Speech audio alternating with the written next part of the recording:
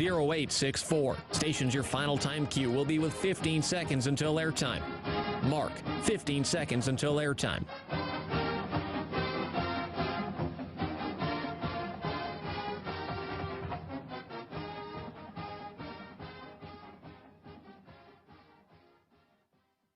The following is a presentation of Learfield. Welcome to Duck Insider. Our whole athletic department, there's a level of expectations of success. Throw, catch, touchdown, Oregon. He can run and slam. This is back out for a three. Left wing is good. In the air to center, back at the wall. It's out of here. Really excited that we get to rep our Ducks and hopefully come back to Eugene with some championships. Indoor track and field national champion. Oregon repeats as the Pac-12 champion. And for the fourth time in the last 6 years, the Ducks are Pac-12 champions. We have so many teams that are excelling right now, and it's really fun to be a part of.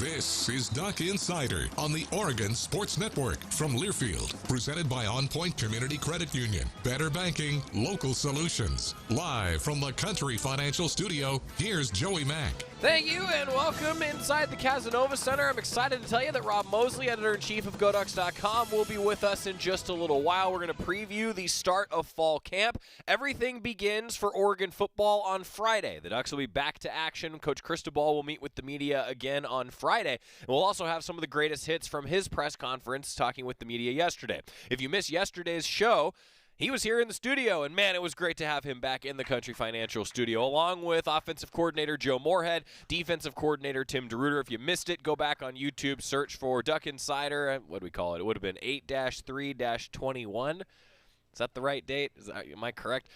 We also will, of course, have it on the podcast, and you can go back on Facebook, scroll through the GoDucks video feed, and you'll find it. A lot of different ways to tune in. It was a lot of fun, though, to talk with Coach Cristobal, and I really enjoyed catching up with him. One of the other things that, of course, happened yesterday, and it's going to fill up our show over the next few days, a lot of interviews with Oregon student-athletes. We posted a number of them to the GoDucks YouTube page yesterday. Maybe some of you saw them there. If you didn't, we have them for you over the next few days here on Duck Insider because Media Day on Tuesday, now ramping up toward the start of fall camp with practice getting underway. Also, the Ducks are having a little bit of fun doing some team building, and that's, of course, something that I think every coach in America of a lot of different sports would tell you was maybe the hardest part of this pandemic that we've all been dealing with because nobody got a chance to get to know each other on the rosters. And now this time, of course, the Ducks have been able to do that. If you didn't get a chance to see what the Ducks did going and doing a little arcade action yesterday, just go to the Oregon football Twitter. You'll have a lot of fun taking a peek at what the guys did. There's one picture in particular, I don't know, maybe Scott, I actually don't know, maybe Scott grabbed it, where Ryan Walk is just like ready to obliterate a bunch of pool balls. You know, it's a great shot. Guys had a lot of fun with it, though, as they should. One thing that we will do today is hear from quarterback Anthony Brown. He met with the media for a good while yesterday, and we were there to catch up with the Oregon quarterback who, you know, look, there's going to be a competition just like every other position, but Anthony Brown has earned that number one spot heading into fall camp. Now, things could change over the next 3-4 weeks. But right now, I think Anthony Brown's your odds-on favorite just with the experience. And you heard Joe Moorhead mention that yesterday. And we'll hear a little bit about that from Coach Cristobal coming up as well. What about from him, though? Anthony Brown. He met with the media. We've got about 7 minutes of Anthony Brown answering questions. And one of the first things that you'll hear starts out talking about one of his funnest moments. And I'm actually not sure that funnest is a word. It's most fun. One of his most, it's like funner is not a word. Which, no, it's not. I can tell you it is not a word, but I wasn't an English major either, but I know that's a thing. But, no, in all seriousness, it might surprise you a little bit. One of the most fun moments that Anthony Brown's ever had in his athletic career. That's how we kick things off today. I would say in third grade at Anastasia Elementary School in Long Branch, New Jersey, playing goalie in soccer. That was fun.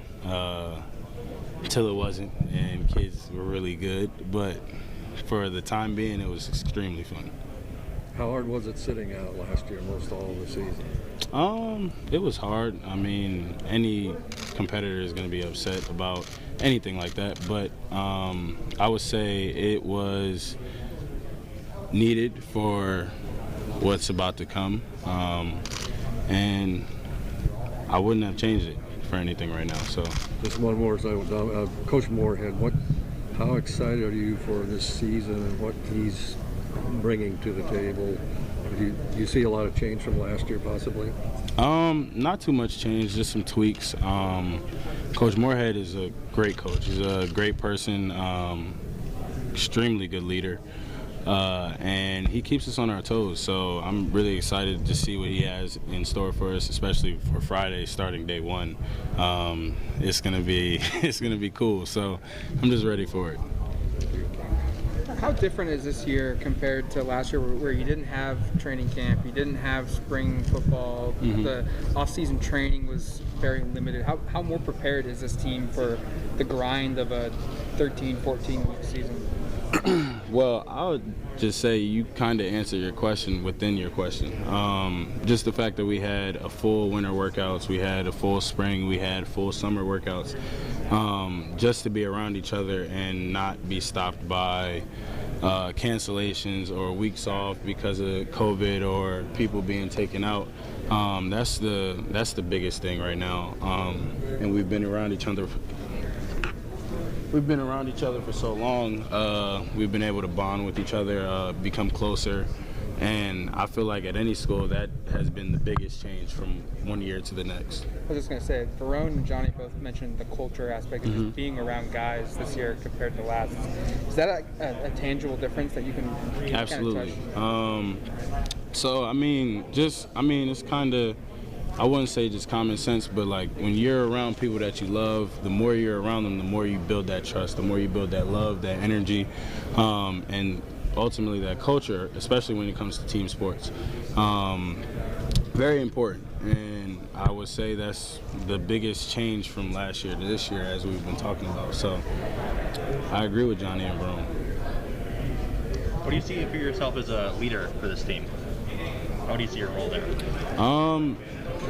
Being what the team needs me to be, whether that's a leader for my guys in my room, them criticizing me or whatever, something that I need to work on, and just a whole bunch of things. Leader is not just a concrete term that a lot of people like to throw around. It's very abstract as well. It's like a home is not a home unless it's a home with family in it. Like it's a lot of things that go into it. So leadership isn't just a solid thing right now. It's very fluid, and just being where my team needs me to be. So, what excites you about this team this year? Shoot, Verone said it. It's a lot of talent. You got to bring your A game every day, every rep, and I love it. Like, it's extremely cool going up against KT every single day, going against Verone, Noah Sewell, Justin Flo, playing with CJ Verdell, Devin Williams, whole bunch of cats. It's lovely, and I like being we all like to compete, so it's incredible just doing this every single day. So. Going back to what you said about leadership, I think that's interesting. Where does that mentality kind of come from, or where did you kind of adopt that approach?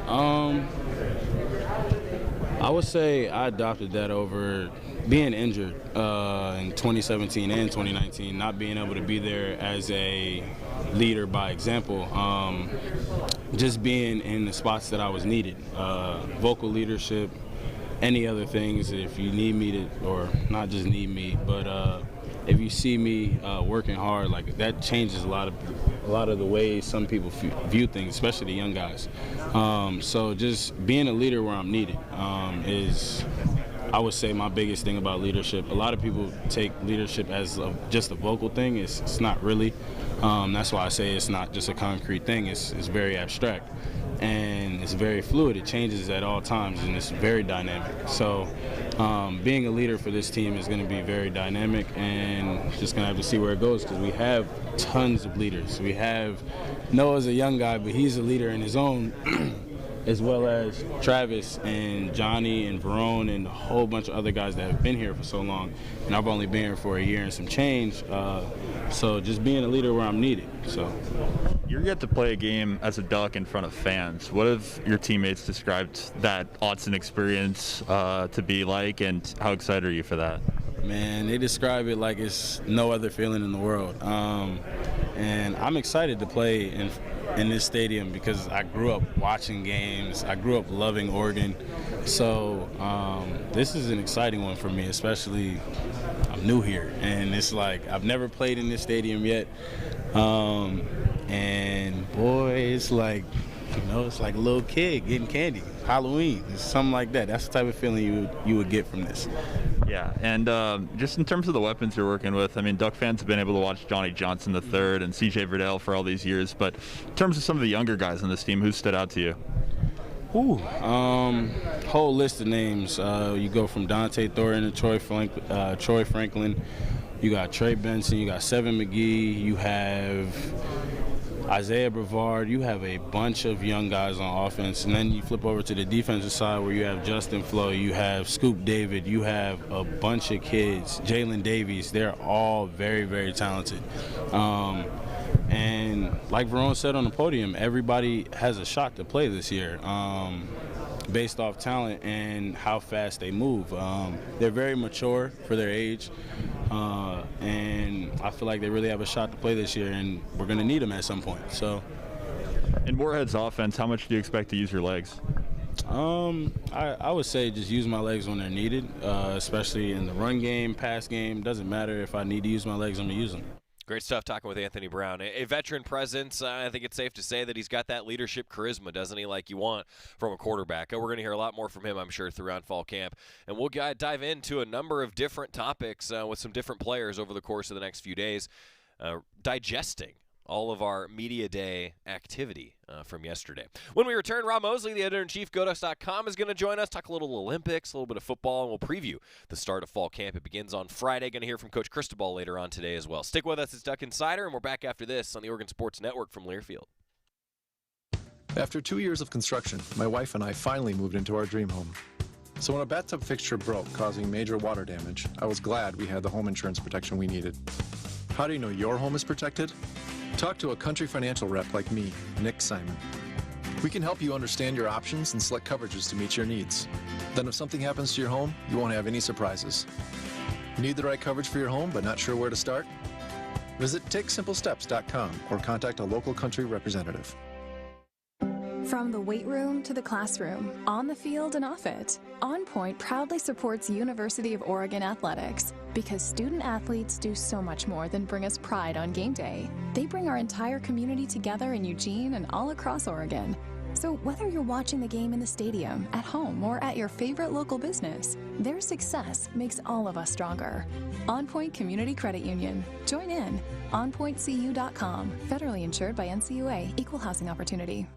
Don't go anywhere. Duck Insider continues after these messages on the Oregon Sports Network from Learfield.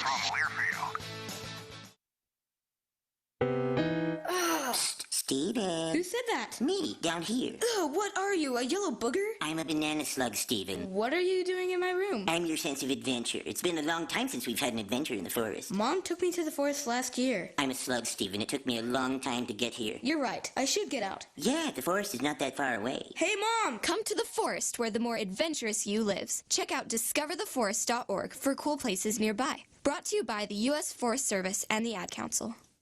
America, your children have an amazing superpower. That's right.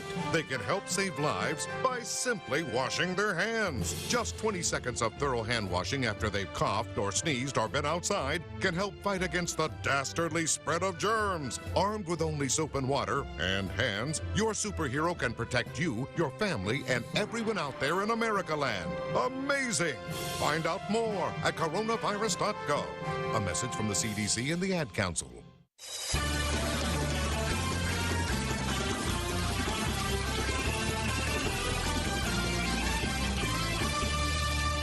We're Oregon Duck Insider presented by On Point Community Credit Union. Joey Mack here with you. We resume our regular Wednesday. It starts to feel normal when Rob Moseley is here.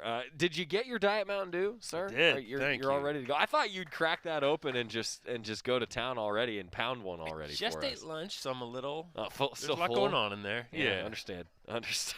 More than I needed to know. Yeah. Rob Moseley is the editor-in-chief of GoDucks.com. Practice reports begin on Friday. Looking forward to getting back to it, Rob. What'd you do all summer since we talked 6 weeks ago? At least on the show, that is. Yeah, it flew by. I feel like we were just at track meets and stuff. I know. I hear that. Yeah, there hasn't really been a summer, I don't think. So no summer for Rob Moseley. Nope. Are you sad about that? No.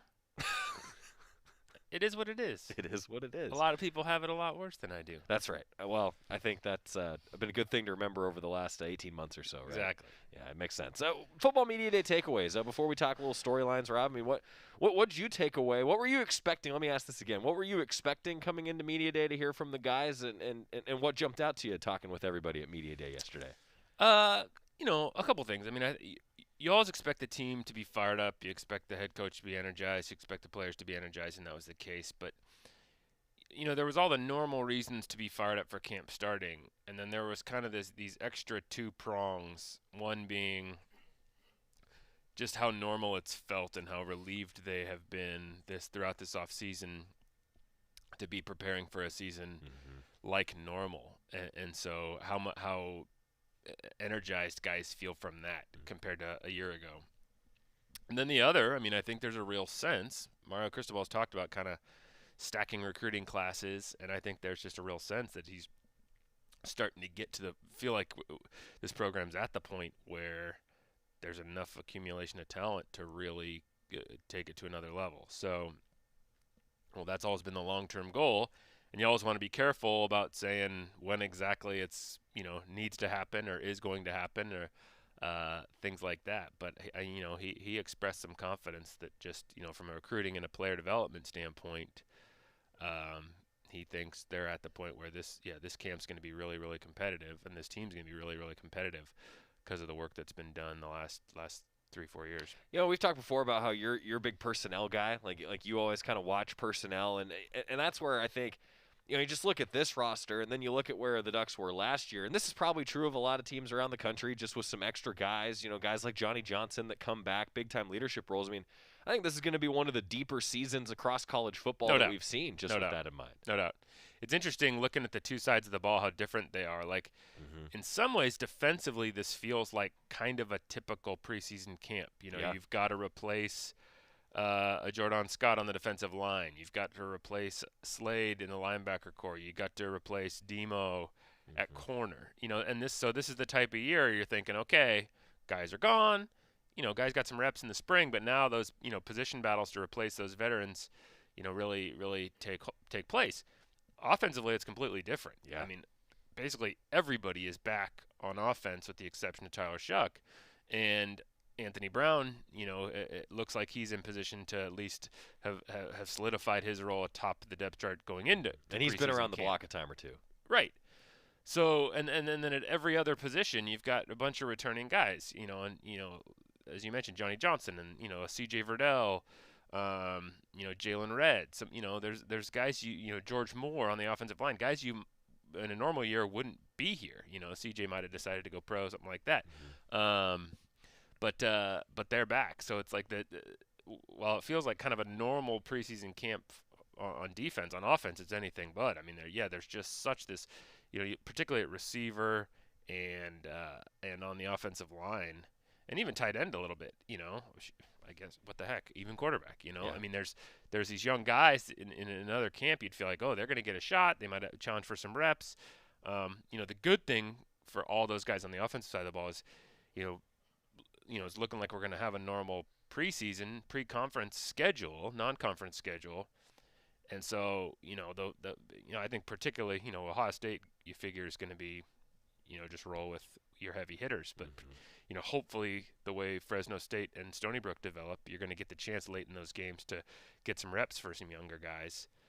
knock on wood. And that's going to be really exciting because those opportunities didn't exist last year. I mean, every game was really competitive. Yeah, and it was like, Coach Cristobal, it seemed like every time he would talk with the media, he would talk with Jerry for the pregame interview. It was like, yeah, we're right there. Like the margin's razor thin. It's going to be nice to not have that quite as much to worry about. He's Rob Moseley, editor-in-chief, GoDucks.com. All right, camp storylines. I mean, you touched on it a little bit.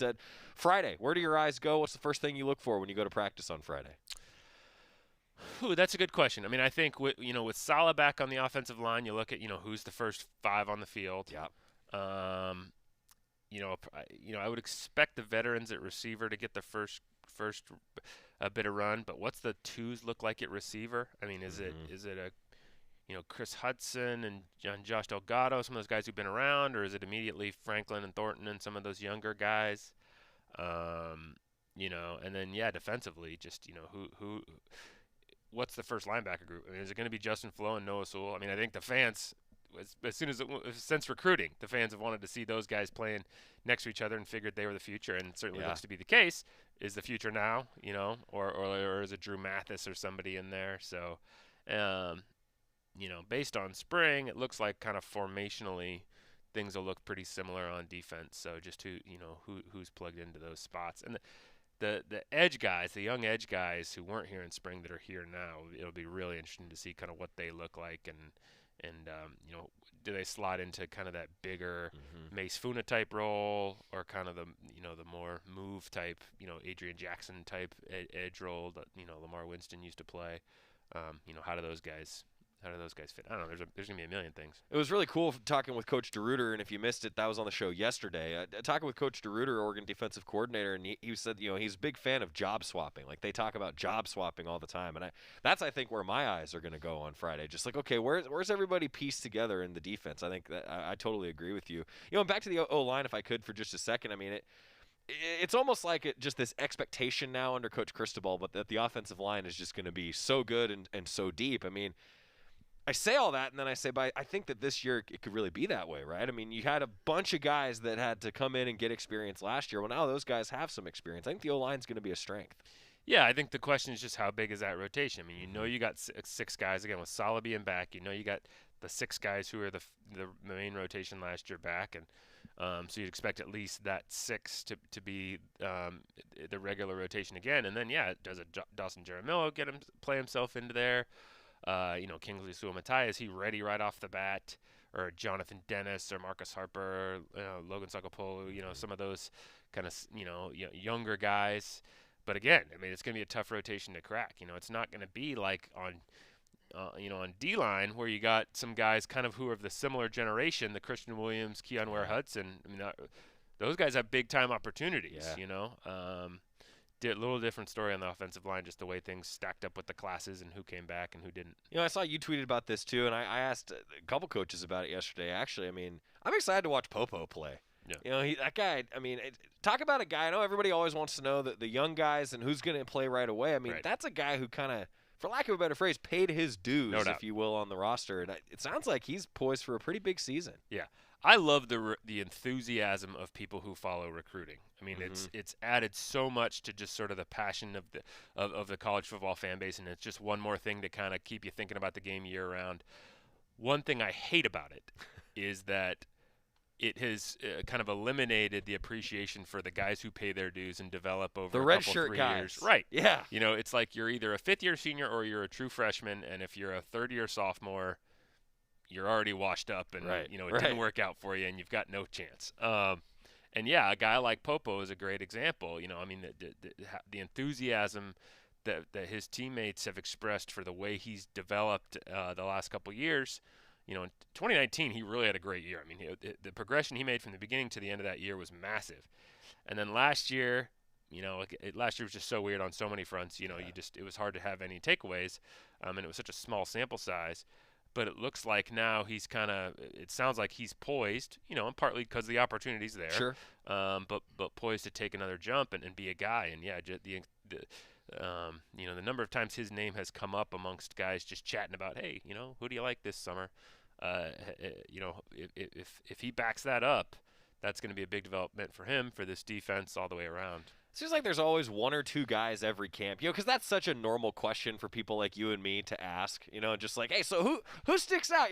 That sort of a thing. Now, Coach Cristobal will answer that question and say, oh, so many guys. He doesn't want to single too many guys out, but the players will say, yeah, these guys come to mind. It seems like there's always one or two every camp. I think back like when just everybody was like, oh no, Royce Freeman's the real deal. Right.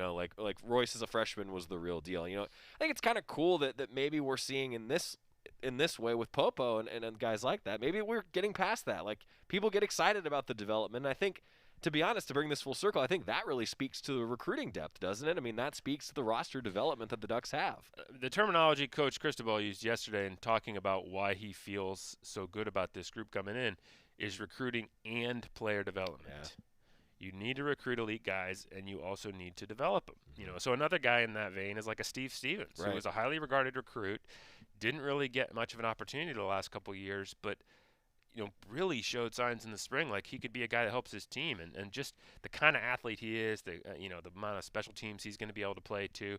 So that's another guy that you're excited about the Jeffrey Bosses and the Damon David at safety, but let's not overlook a guy too who's got 2-3 years worth of reps on those guys and is looking to take advantage of that. So what you want is a bunch of dudes with a bunch of different skill sets, different levels of experience, and then just go at it and may the best guy win. And I think that's why Mario feels so good about this camp, is there's a lot of guys to fight it out at a lot of different spots. Rob Moseley is the editor-in-chief of GoDucks.com. A practice report coming your way on Friday on Twitter at GoDucksMoseley, at Duck Football. You're going to be up. Is your sleep schedule as messed up as mine based on the Olympics and just watching some Ducks run? I will acknowledge publicly that my alarm went off to watch Raven Rodgers at 5 the other day, and you missed it. Oh, yeah. Well, if it makes you feel better, I and this is a true story. I turned it on. I went down, let the dog out, turned it on, literally as she made the kick, and nice. I got real lucky. Good timing. Yeah. But it took me a second to realize that it was her who was making said kick. You know what I mean? Had to watch the replay. Yeah, it was kind of a bummer. Like, it didn't seem like in real time the announcing crew had a real appreciation for what was happening. Like, I think Mo is awesome, and she's such a great person and a great representative for Team USA. And I know her and Raven have a really good relationship, and so you're really happy for her, and you appreciate what she's doing. She was winning comfortably. Yeah. There's some stuff going on back there, a couple meters back that was so much more dramatic in that moment. But I think a bronze medal will suit that, no problem. So that was really awesome. No, our guy Zach Lawson. The Olympic viewing guides. Yeah, I don't know how he's doing in terms of sleep schedule. I think he's a mess right now. Zach is the sports information director for Oregon Track and Field. Honestly, his viewing guides have been awesome. Yeah. It makes, for someone like me who's doing the same thing, trying to figure out, okay, when do I say who's going to go win? And Zach he already has it done. I mean, that's the dream. For somebody to translate that time change. Yeah. No fun. Yeah, 16 hours. Which way is it? And what is that? And AM and crossing, PM? And what crossing day is day it? Lines. Right. Yeah. But Jess Hull advancing to the 1500 final. That was pretty cool. Devin Allen in the hurdles. And you probably saw this quote, Rob, and I just wanted to make sure that I mentioned it today. That Devin Allen called Oregon the standard for getting athletes through the Olympics. I mean, you hear things like that, and it's so cool to recognize we're at a place like this, and we're talking about the Ducks, and be like, oh, yeah, no, that makes sense. Yeah. Well, I mean, I think you look no further than a guy like Cole Hawker, who talked about before he left, this was in the cards when they're scripting a training plan. There's no guarantees how long your season's going to go and what kind of position you're going to be in, but you want to leave the door open, and you don't want to, play all your cards early in the season so you can peak and then peak too early. If you think there's a realistic shot to be still running right now, then you want to be giving it your best. And so the fact that the coaching staff was able to craft a training plan for him that allowed for that, and also allowed for all the success he had indoors and outdoors is a testament to just how kind of the big picture thinking that goes on around at a place like this in a program like that. And, you and I have talked a million times about just how much we take for granted, just how elite that program is. I think we all do. Yeah. So, and times like this, you're reminded yet again, how just out of this world they are in terms of what they've done and the athletes they're producing, and pretty wild. Yeah. Pretty wild. Lastly, you're going to baseball tonight, right? Kenyon Yovan, Kyle Kasser in town, a little minor league baseball, some pro duck action. That'll be kind of cool. Yeah, we got seats right behind the on-deck circle for the visiting team, so we'll be able to chirp at our guys a little bit. Was it you or was it Todd Miles who referred to yourselves as chuckleheads? That was me with Todd's approval. Oh, okay. All right. Making sure. Making sure. Yeah, that's pretty cool, though. A little M's Ducks crossover at PK Park tonight. Be keeping track of that, and best of luck to Kenyon Yovan, Kyle Kasser as they continue. And, well, really for Kenyon starting his professional career. Pretty cool seeing all the pro Ducks on the baseball side in action.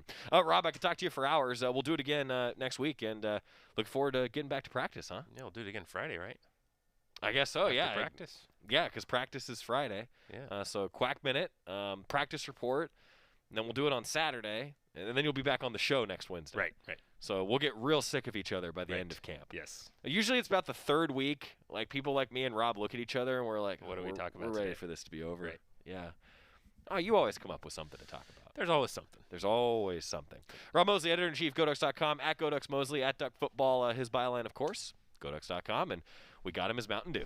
Cheers. I'm glad that you're back, buddy. Cheers. We get a quick timeout when we return. Some of the highlights from Mario Cristobal's press conference, the greatest hits, if you will, from Media Day after this on the Oregon Sports Network from Learfield.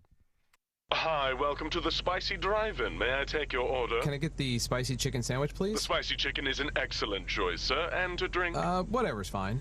Oh, may I make a beverage pairing recommendation this evening? Sure. If we are feeling especially bold tonight, sir, I would recommend the Mountain Dew with that. It's bravely unrestrained with a very alive aroma that pairs wonderfully with your spicy chicken. It's followed by a hint of zesty citrus flavor. Yeah, that sounds amazing. I'm sure you already know this, sir, but remember to appreciate the nose first by giving the Mountain Dew a little swirl to relieve volatilize it. What? To change the flavor compounds and activate your taste buds to get them fully primed for that chicken sandwich. It's delicious. Now you're getting the hang of it. The muscular flavor charge characteristics of Mountain Dew make for an absolutely epic mouthfeel when paired with spicy cuisine. It is quite on point, sir. Dude, it's a perfect match. Like they were made for each other. So true, so true. When you want to make good food bolder and bold food better, do the Dew. Duck Insider continues after this timeout on the Oregon Sports Network from Learfield. Watch out! You got me! The galaxy is safe once again. In the pretend universe, kids play with pretend guns. In the real world, it's up to us to make sure they don't get their hands on a real gun. If you have a gun in the house, keep it locked, unloaded, and stored separately from ammunition. Safe gun storage saves lives. Learn how to make your home safer at endfamilyfire.org. That's endfamilyfire.org. Brought to you by End Family Fire, Brady, and the Ad Council. Uh-oh, Brad's buzzed. Oh, yeah? Yeah, he's starting with the woots. And now a speech. I just want to say that friendship is about heart and brain. Who's with me? Good thing is, he knows when he's buzzed. And my brain is saying, when it's time to go home, somebody call me a ride. Love that guy. Me too. Know your buzzed warning signs? Call for a ride when it's time to go home. Buzz driving is drunk driving. A message from NHTSA and the Ad Council.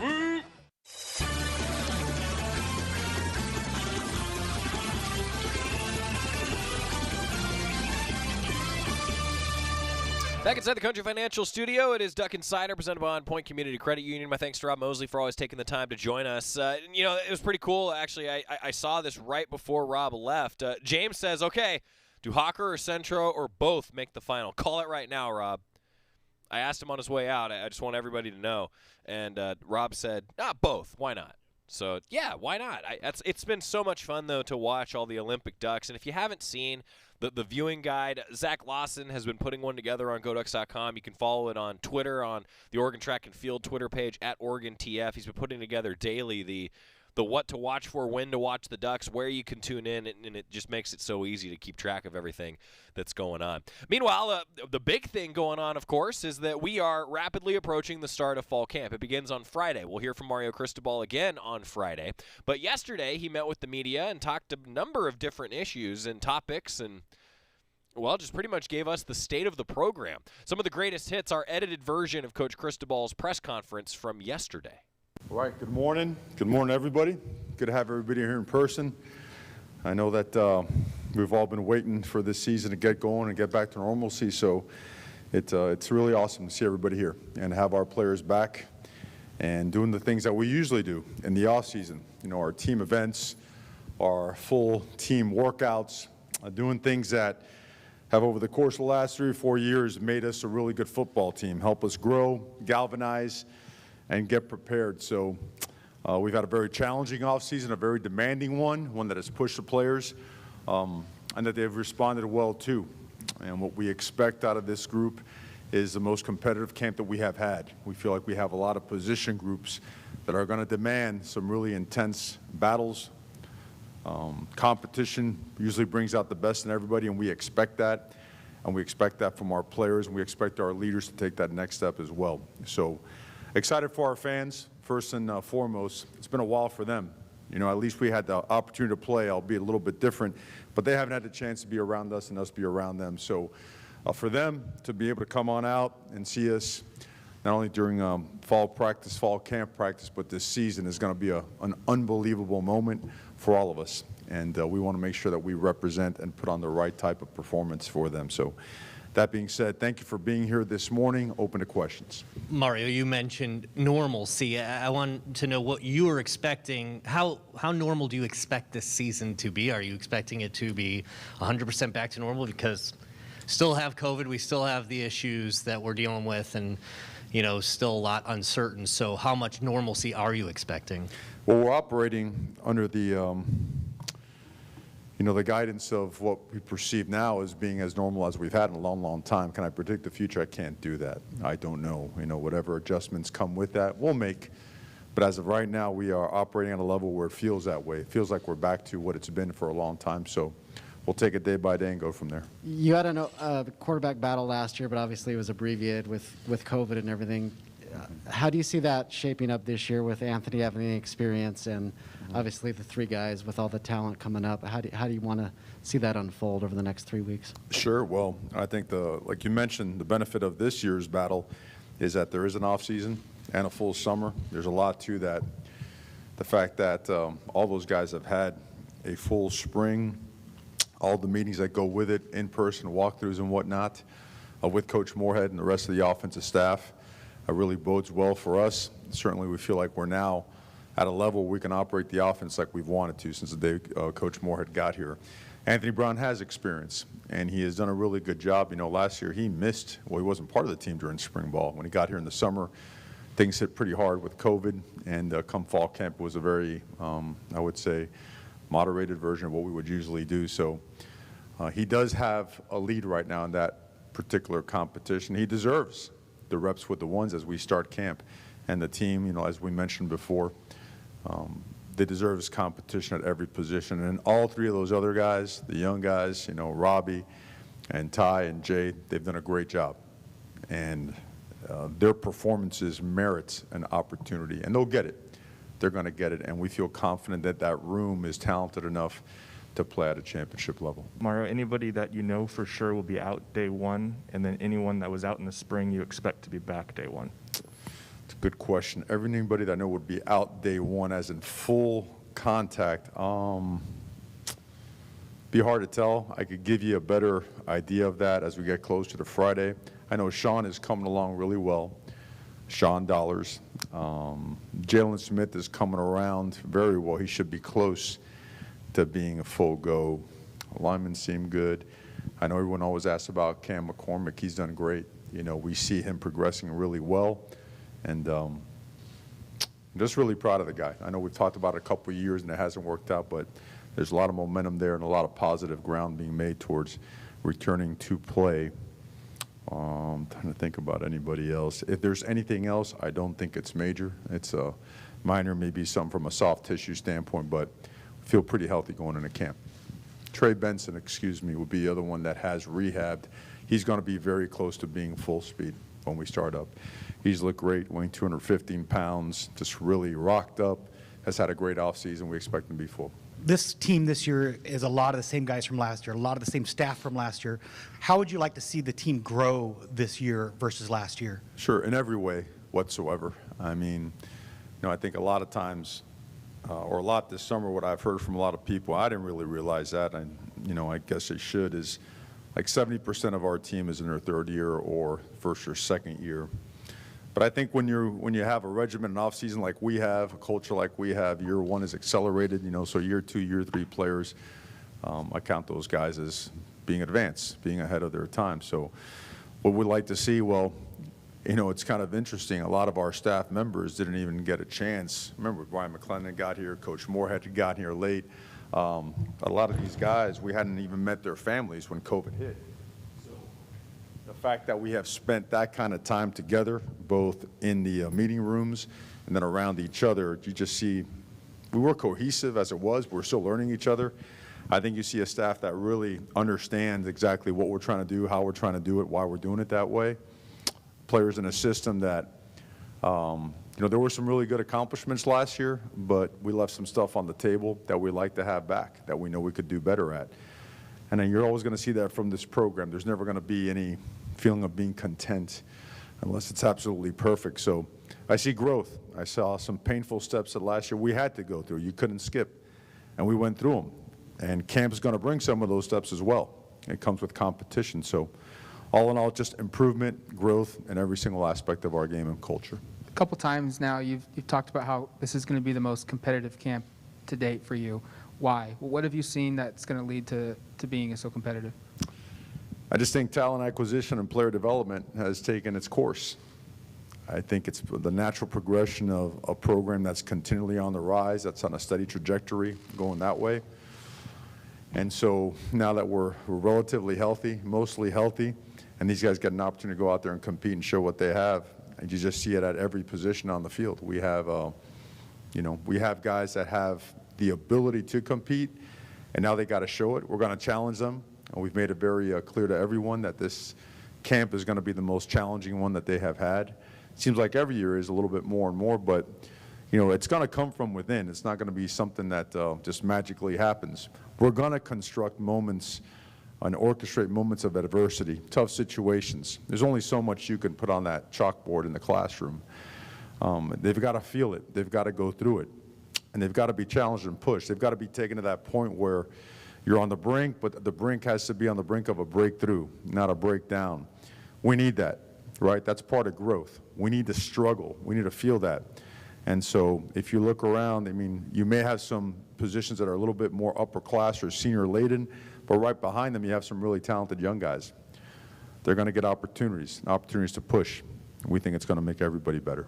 Do you ascribe to the old Jack Welch philosophy of the 20-70-10 and motivating the bottom 10% and loving them as much on the way out as on the way in, because churn is part of the business now, particularly with the portal and the one-time transfer? And also, you're one of only 4 Power 5 programs not to bring in a transfer this whole offseason. And I was wondering if that was a thoughtful decision. Was that something that you pursued and things just didn't happen to break your way? Or, but as one of only 4, I didn't know if there was something to that necessarily. I think you use it as you need to with so many different ways to build your roster. You have high school players, you have junior college players, you have a transfer portal now, you have players overseas, you have players in Canada, you have a good walk-on program. There's so many different ways to build that class of, on the average, 22 to 25. Your cap at 85 scholarships, bringing 110 to camp with any super seniors above that. So we have 6 super seniors, I believe, so 116 or something of that nature. So there's different ways to do it. We felt that the transfer portal players available just didn't quite fit what we needed. And we want to make sure that when we layer a position, we do it constructively where guys are playing, guys are developing, and guys are pushing, and the best player may go. If it doesn't fit that criteria at that particular position group, we're not going to access it. Roster management, one of the toughest parts of being a coach and trying to project to the future when there's a lot of variables and unknowns. That's what Mario Cristobal and his staff, I think, have done a really good job of. And that was interesting talking to him a little bit about that and, where you go and why you do certain things when you're recruiting or investigating guys in the transfer portal. We're going to hear more from Mario Cristobal, some of the greatest hits from Media Day, and the Ducks getting ready for the first practice of fall camp on Friday. We have a ton of student-athlete interviews for you that we'll have tomorrow, but we'll wrap up today after this with Mario Cristobal's greatest hits, the album, Part 2, after this on the Oregon Sports Network from Learfield. Dear Exit Strategy, no matter which Toyota you choose, there's an exit from the ordinary to match. See you soon, Toyota. Visit your local Toyota dealer or toyota.com today.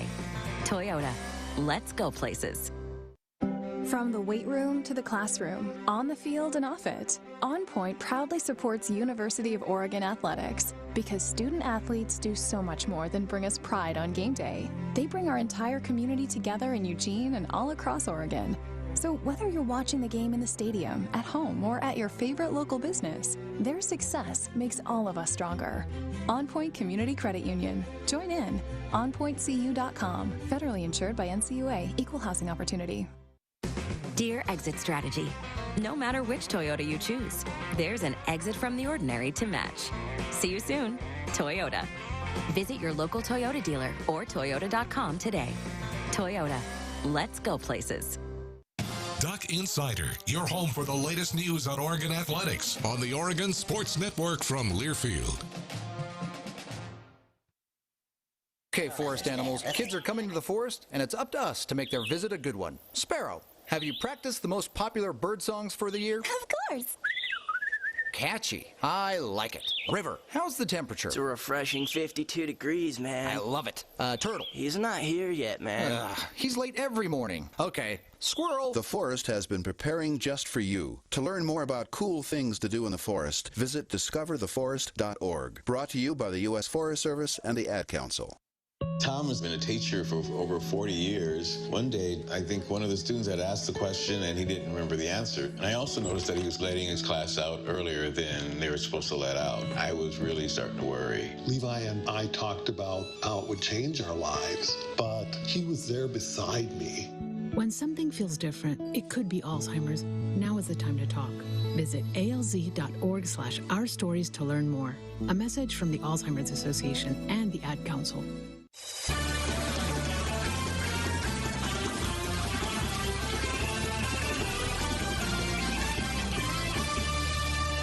Duck Insider, presented by On Point Community Credit Union here inside the Country Financial Studio. I'm Joey Mack. Thanks for being with us. More of the greatest hits from Coach Cristobal's press conference as we continue with our preview of fall camp. It all starts on Friday.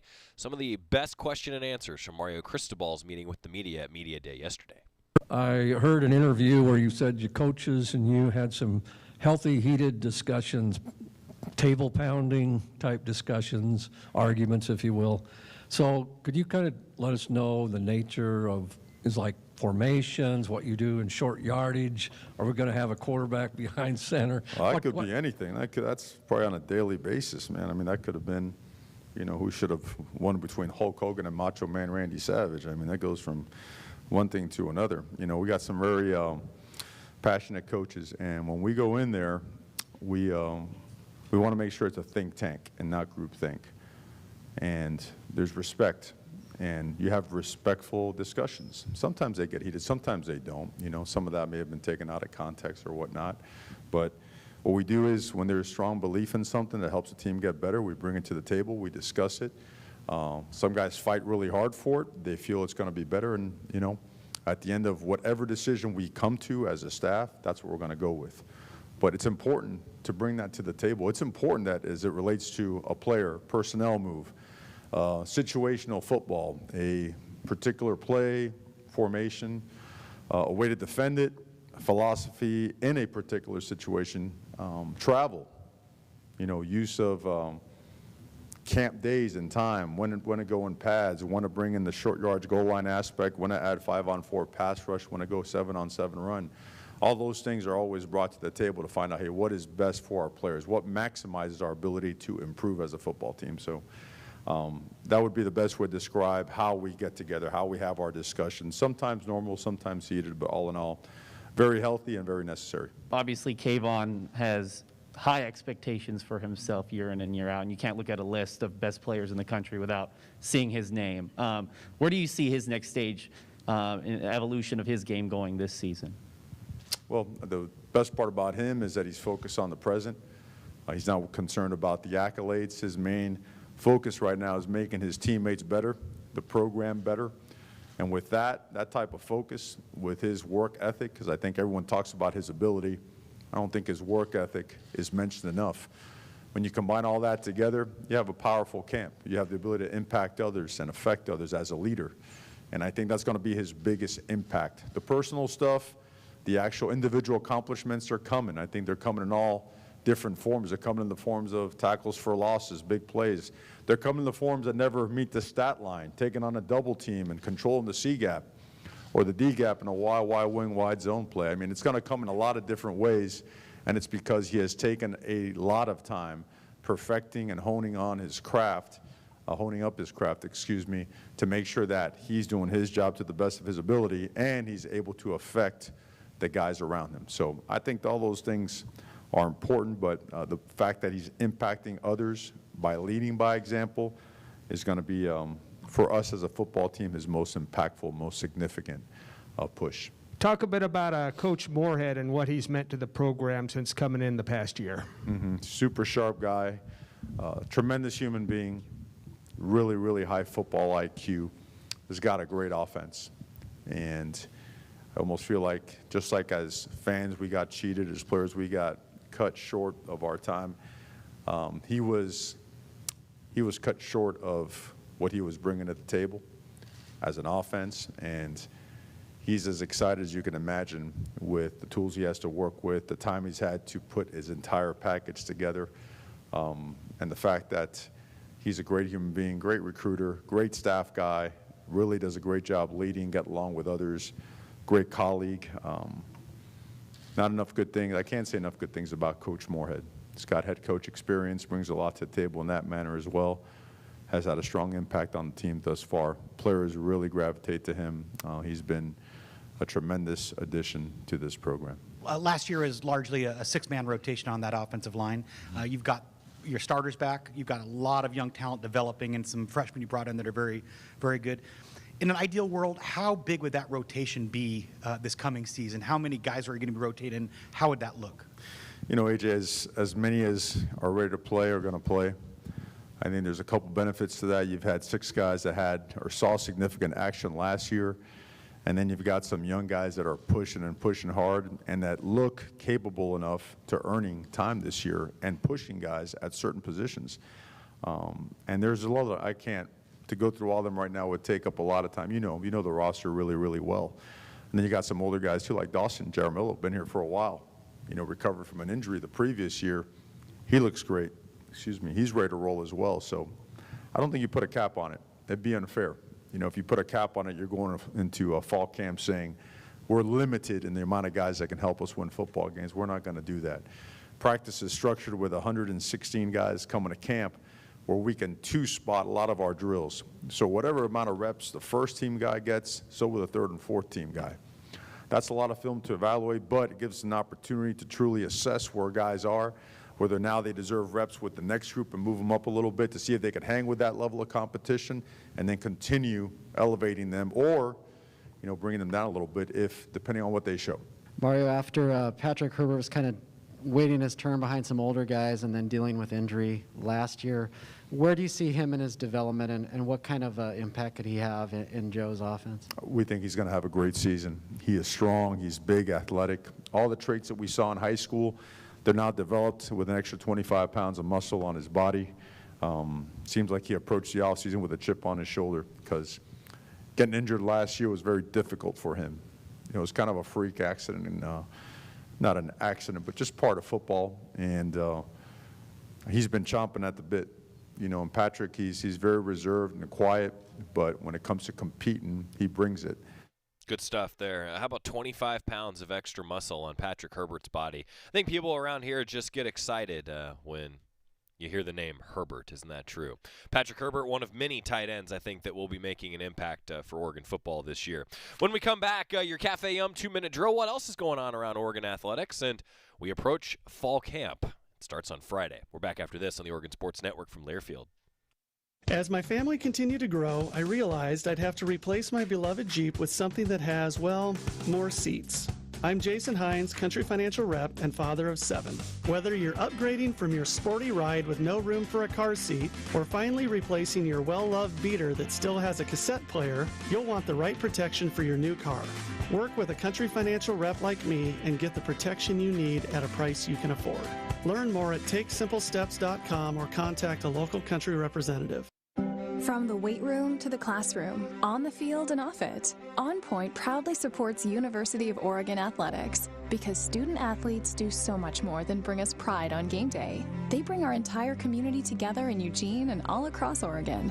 So whether you're watching the game in the stadium, at home, or at your favorite local business, their success makes all of us stronger. On Point Community Credit Union. Join in. OnPointCU.com. Federally insured by NCUA. Equal housing opportunity. This is Duck Insider. Duck Insider on the Oregon Sports Network from Learfield. Okay, men, this is your time. Maybe you didn't choose this, but you're here now. You're gonna go out there and be an all-star caregiver. Cook, clean, be there emotionally and physically. You gotta dig deeper. Drive them to physical therapy, doctor's appointments, because that's what caregivers do. Don't give up. Show the world that you're tougher than tough. Caregiving is tougher than tough. Find the care guides you need at aarp.org/caregiving. Brought to you by AARP and the Ad Council. To some, the sound of a baby babbling doesn't mean much, but that's not true. They're testing out vowels and consonants and trying different sounds. And by 12 months, their babbling is beginning to take on meaning, especially if there's no babbling at all.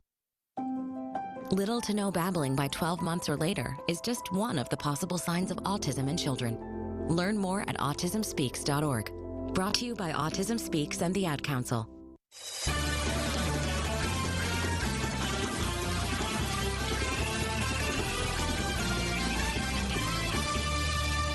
Back on Duck Insider, presented by On Point Community Credit Union. Joey Mack inside the Country Financial Studio. Tomorrow on the show, I'm really looking forward to a number of interviews, including Kayvon Thibodeau, CJ Verdell, Popo, Ryan Walk, Johnny Johnson, Verone McKinley, Justin Flo, Alex Forsyth, and Troy Franklin. 9 interviews.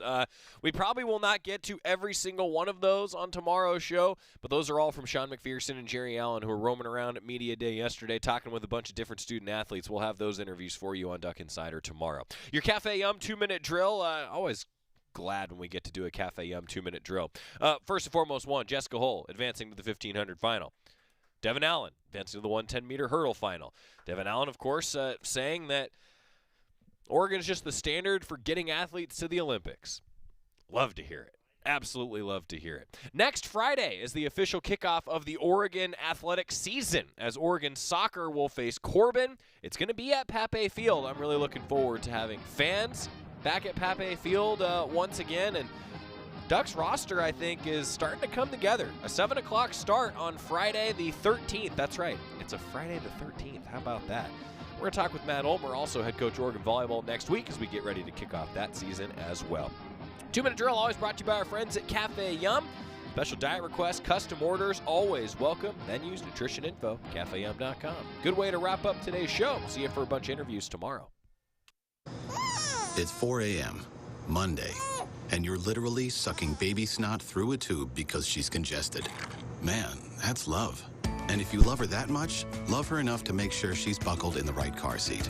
To make sure your child's in the right seat for their age and size, visit nhtsa.gov/the right seat. Show them you love them. Keep them safe. Visit nhtsa.gov/the right seat. Brought to you by the National